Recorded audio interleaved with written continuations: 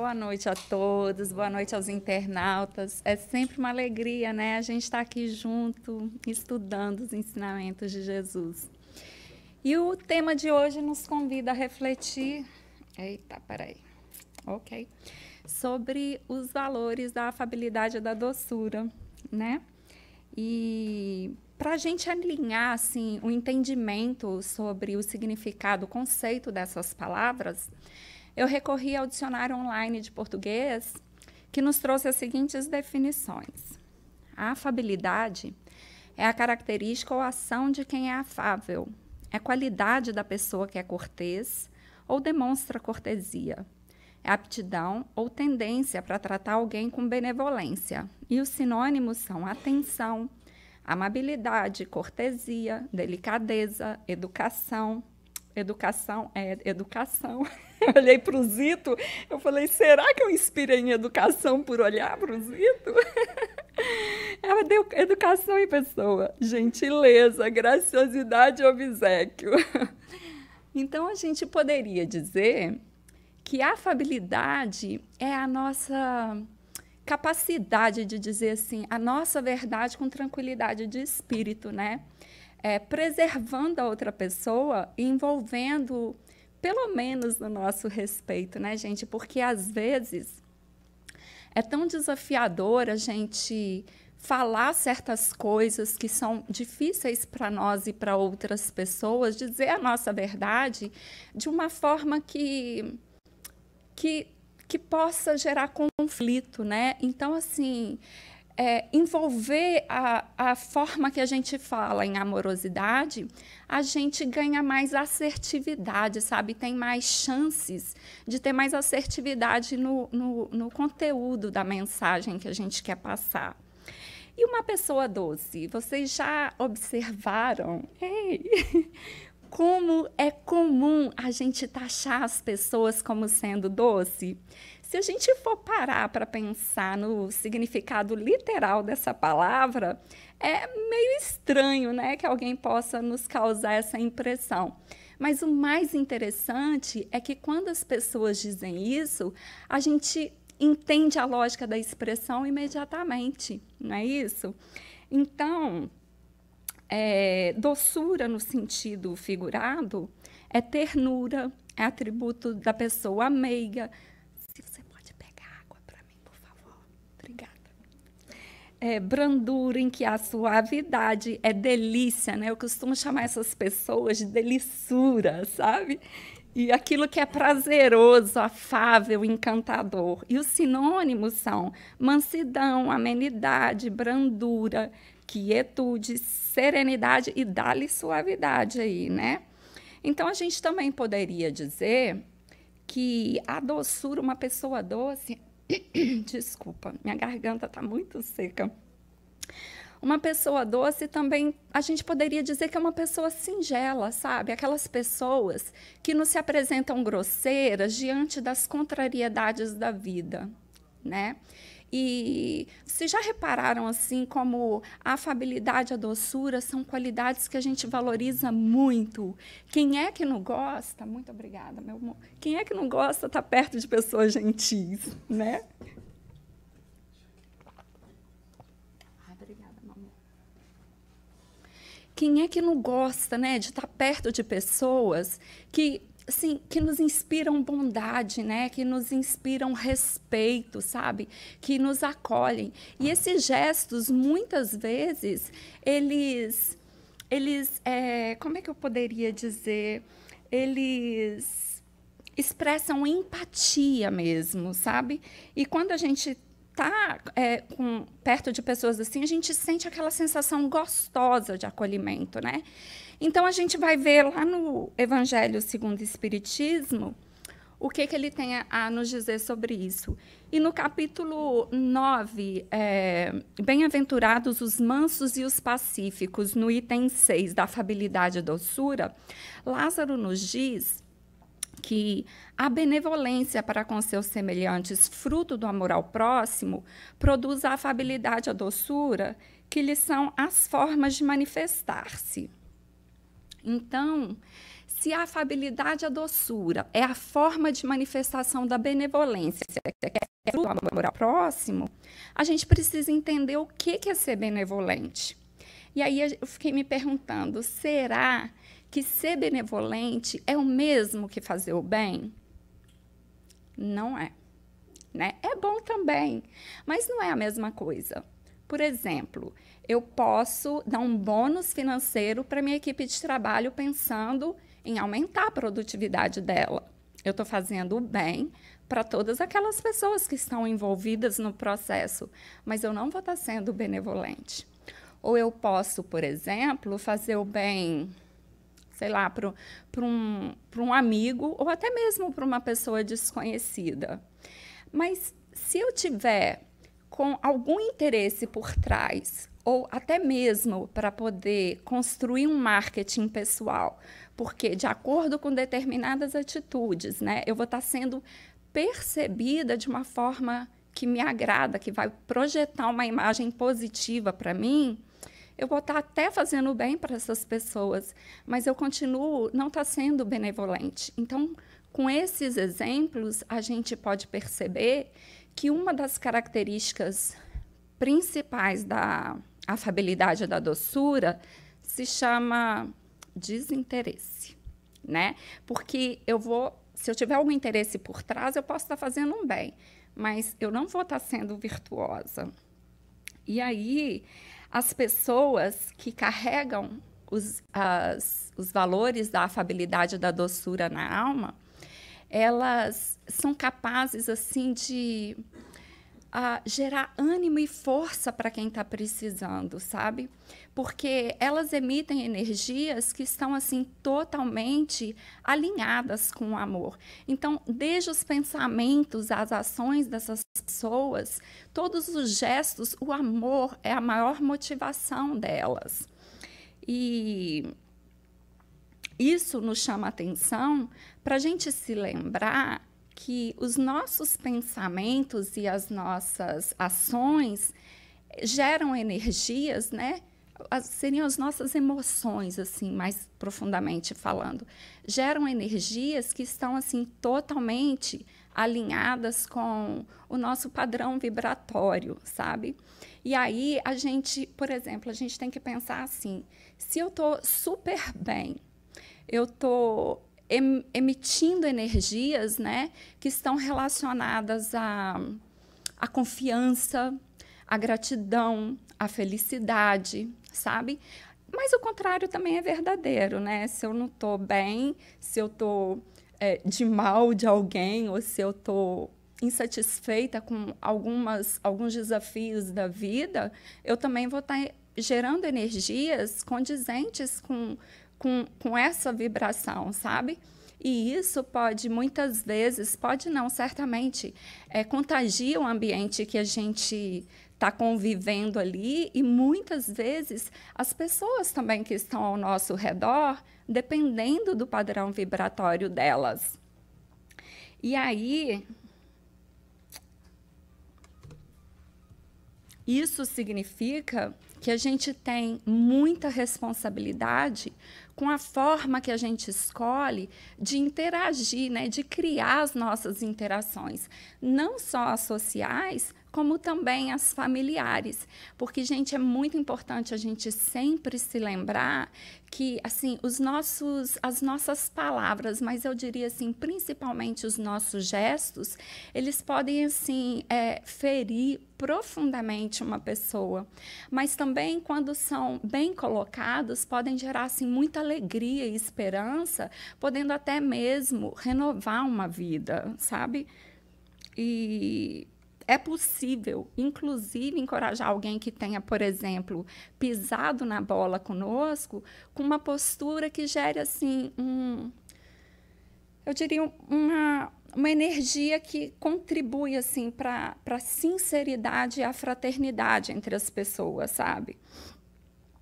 Então, esses são apenas alguns dos exemplos dessas ramificações do amor nas nossas vidas. Mas a gente sabe que a gente ainda, muitos de nós, né? Eu não vou falar por vocês, eu falaria por mim, mas muitos de nós não temos essas virtudes ainda plenamente desenvolvidas em nós. E muitos de nós ainda também sequer conseguiram começar a desenvolver essas sementes no coração. E é por isso que Lázaro, ele vem assim, nos chamar a atenção para a vigília, sabe? Quando ele nos alerta o seguinte: entretanto, parece que pulou mais um, não? Entretanto, não é preciso fiar-se sempre nas aparências. A educação e o hábito do mundo podem dar o verniz dessas qualidades. Quantos há cuja fingida bonomia, ou seja, bondade, não é senão máscara para o exterior, uma roupagem cuja forma premeditada esconde as deformidades ocultas. O mundo está cheio dessas pessoas que têm um sorriso nos lábios e o veneno no coração, que são brandas contanto que nada as machuque, mas que mordem a menor contrariedade.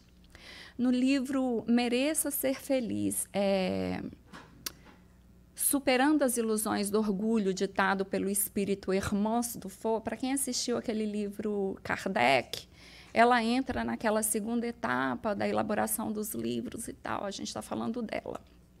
Ela chama isso de santidade de superfície, onde ela diz que esse tipo de coisa aqui é até assim comum, é até normal, considerando que nós somos espíritos que caminham ainda em direção à evolução contínua, porque, como a nossa essência é divina, fatalmente a gente vai chegar num ponto que isso já não vai fazer mais parte da nossa vida, né?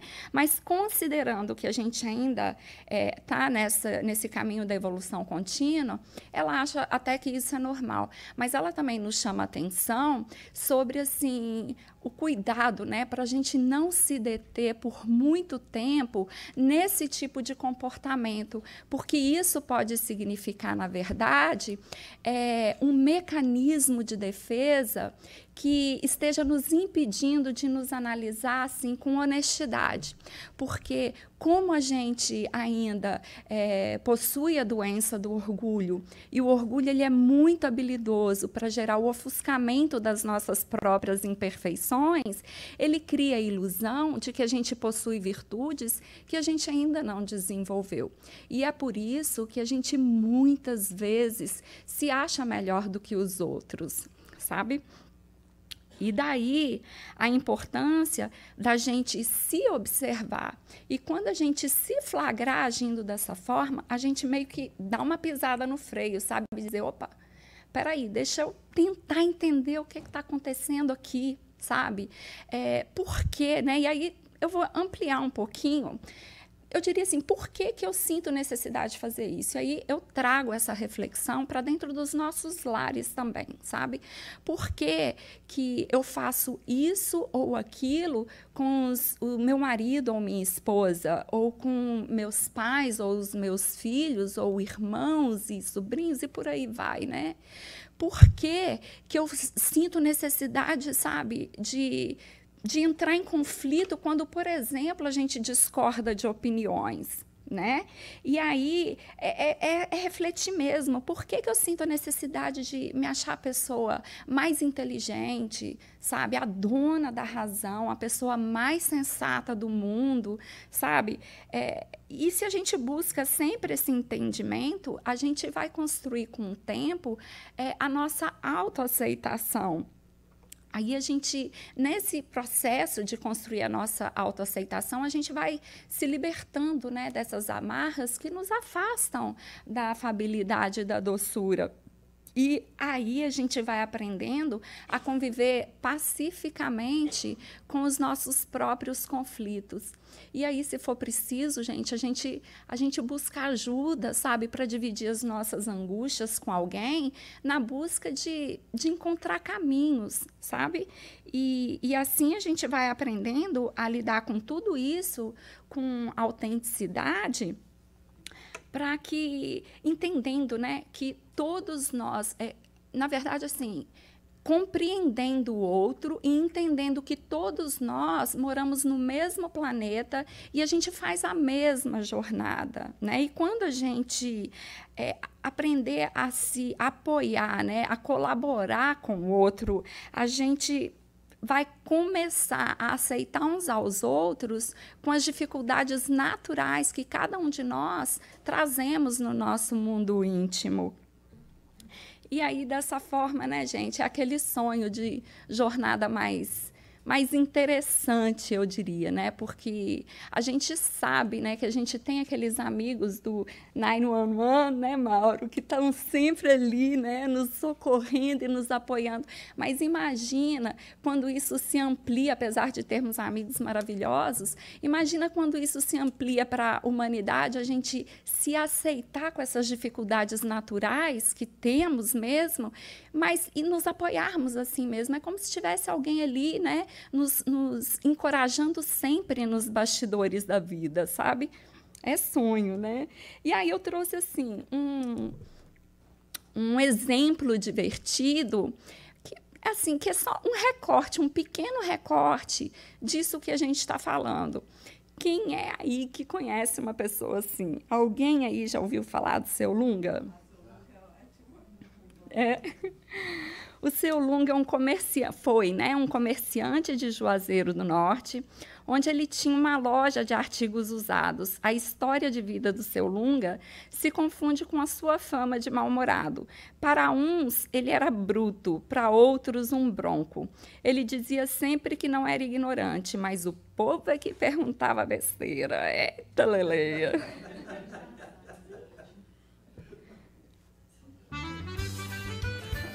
Seu Lunga não é zangado, isso é invenção do povo.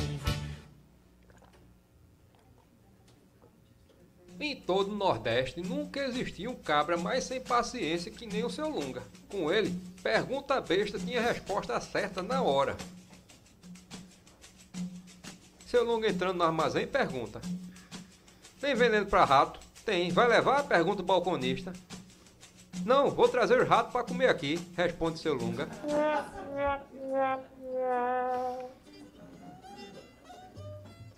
Opa, Seu Lunga, quanto tempo? Como o senhor anda? Eu ando com as pernas, não tá vendo não?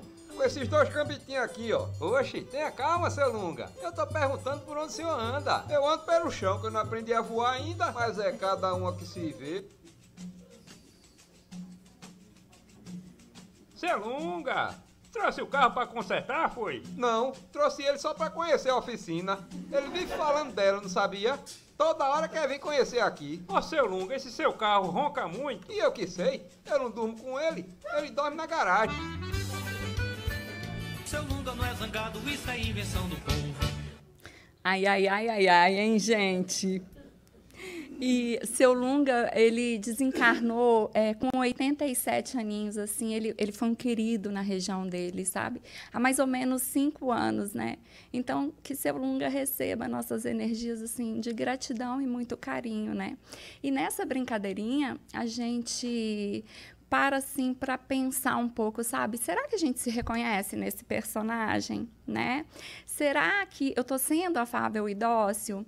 O que eu estou emanando, né? E como é que eu estou sendo percebida? E aí, esses questionamentos, eles são importantes para a gente, sabe, parar e assim, nos analisar com mais profundidade, para a gente tentar entender melhor, sabe? Como que a gente está agindo aqui dentro de nós, sabe? E aí vem Joana de Ângeles, né? Maravilhosa, no livro Celeiro de Bênçãos, nos dizer assim: docilidade é também segurança interior, equilíbrio, conhecimento por experiência pessoal dos problemas com exteriorização de paz real. Uma vez eu ouvi alguém dizendo sobre a importância de nós atuarmos como moderadores no meio de um conflito. Só faltou eu colocar a mão na cintura e perguntar: what? Porque, veja bem, gente, o papel do moderador é o quê? É escutar as duas partes sem tomar partido de uma só, né? É escutar as duas partes buscando o entendimento. Agora, vocês conseguem imaginar isso quando a gente está no meio de um conflito? Porque, se é assim, a gente atuar como moderadores leva a gente assim, a perceber as qualidades do outro, mas também reconhecer os nossos erros, né? E porque na hora que a gente está no meio de um conflito, gente, a gente se acha assim, no direito de... Você está me deixando nervosa, eu estou com tempo curto? É tempo? É tempo? Estou brincando. Então, atuar assim como moderador leva a gente a entender esse cenário, né? Ou seja, primeiro a gente reconhece as qualidades do outro e depois a gente também vê os nossos erros, né?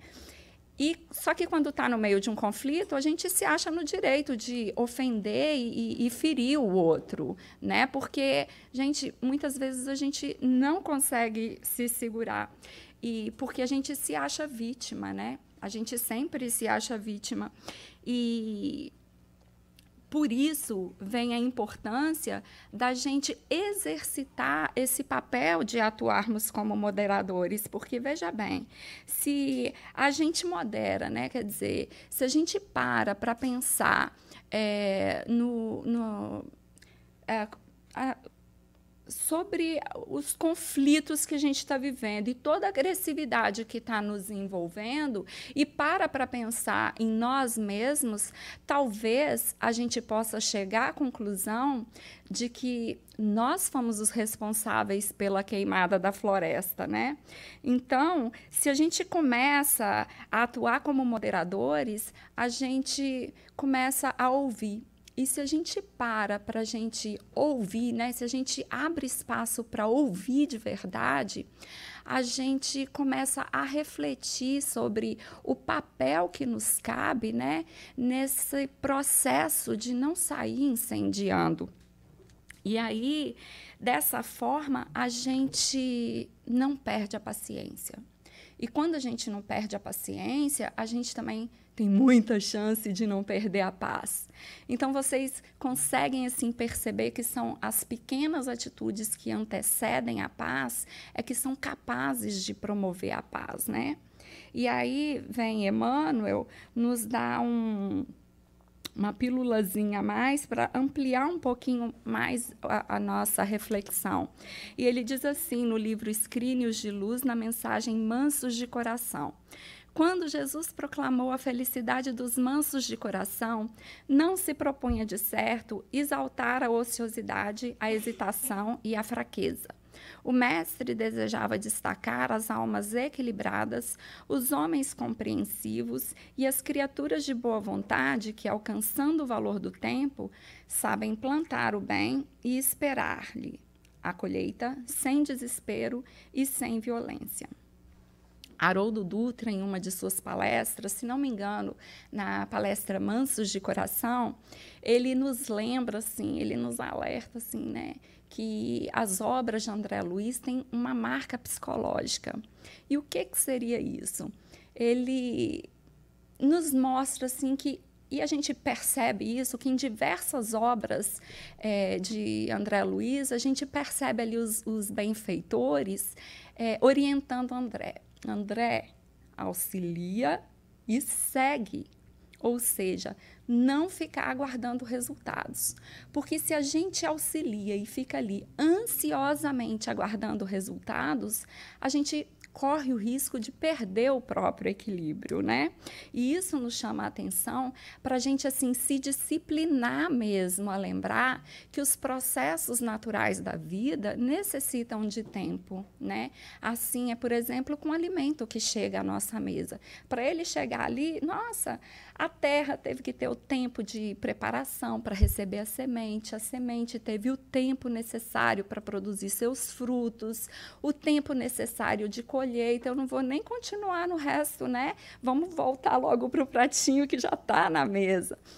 E assim também é, por exemplo, com a gestação de um baby de lisura, né? A gente espera ali ansiosamente 9 meses para aquele serzinho se formar e depois passar alguns meses chorando no nosso ouvido sem parar. Para quem é mãezinho e paizinho aqui sabe essa gostosura que é, né?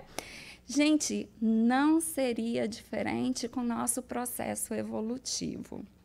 Ou seja, é o exercício diário de esperar, sem desespero e sem violência. A nossa essência, gente, ela é divina.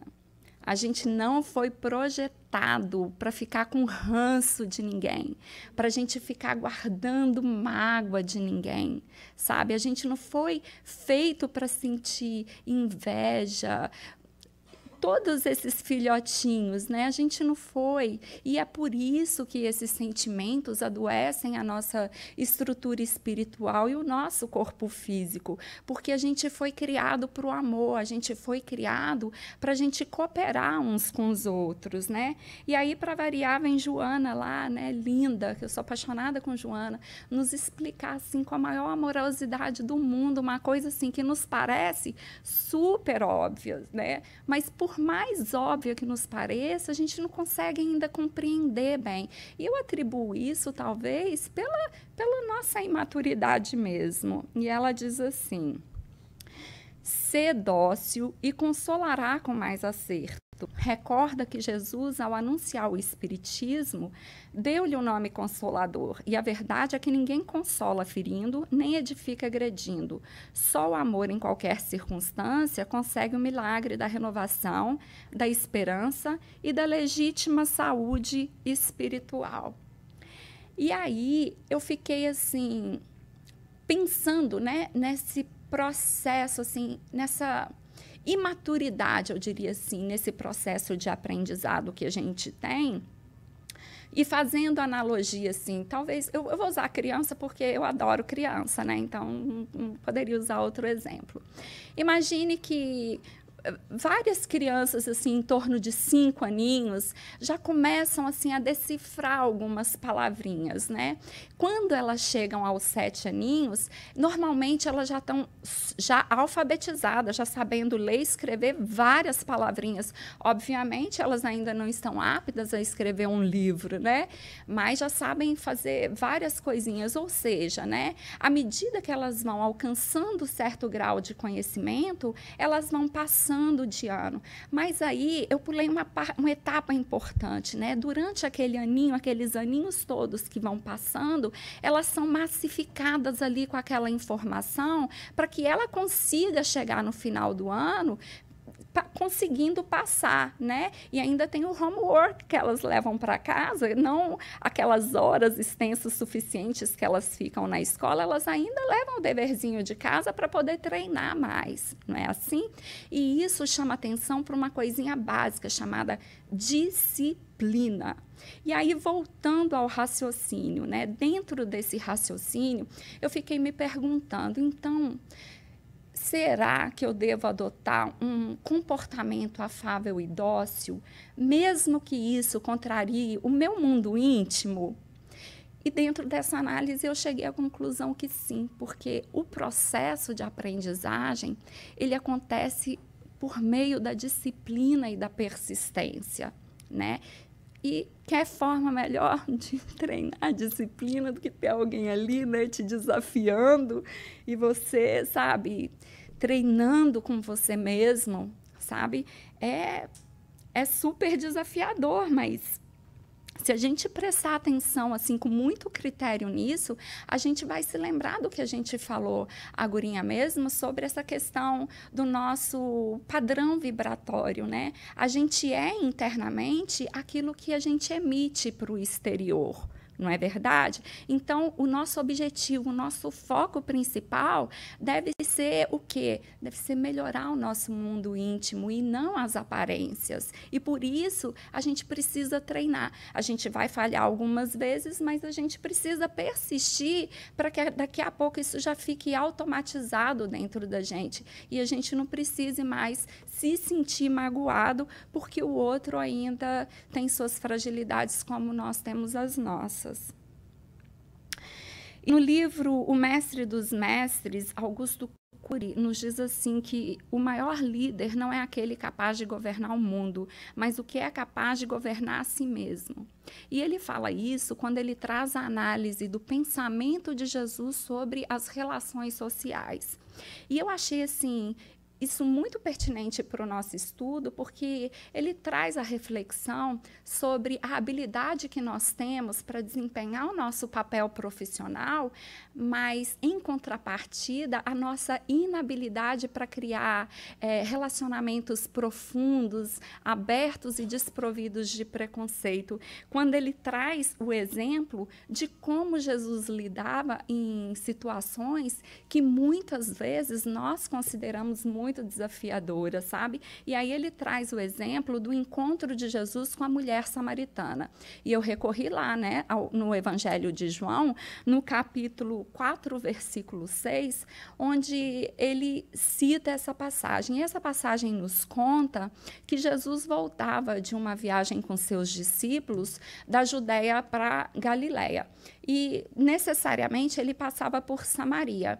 E Jesus para ali, naquele posto de Jacó, que eles denominam na época, para descansar, enquanto os discípulos foram na aldeia buscar comida. E, nesse momento, chega uma samaritana, e Jesus pediu água. E ela foi muito ríspida com Jesus, porque ela não enxergava ali um ser humano, ela enxergava ali um judeu. E os judeus e os samaritanos, eles não conviviam bem. Então, ela pergunta assim para ele, por que você, como um judeu, me pede água? E eu já logo fiquei imaginando, né? Que ousadia tua de me pedir água, porque se fosse hoje a gente falaria mais ou menos assim, né? E aí, gente, Jesus estabelece contato com aquela mulher. Ele estabelece ali um diálogo profundo com ela, onde ele consegue fazer com que ela internalizasse as coisas que ela precisaria rever, sabe? Só que ele não fez isso com agressão, ou com violência, ou com imposição. Jesus, ele criou um diálogo, ele ensinou, ele orientou, sabe? Ele respeitou, ele acolheu. E em muitas passagens no Evangelho, assim, em diversos momentos, a gente pode perceber que Jesus, ele criava laços pessoais por onde ele passava, sabe? Ele tinha muito prazer em ouvir e estabelecer diálogos profundos com as pessoas. E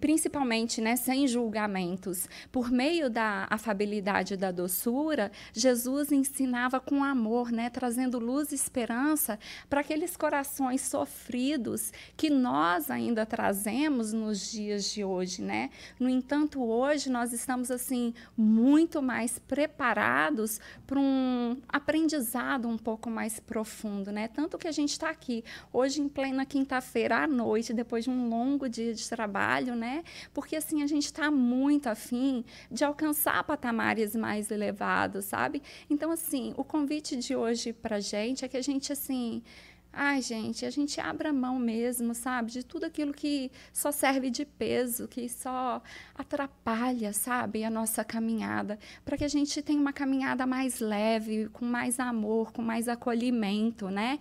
Então, assim, o meu desejo da noite é que nós todos tenhamos uma vida, assim, muito repleta de afabilidade e doçura. Muito obrigada e uma boa noite para vocês.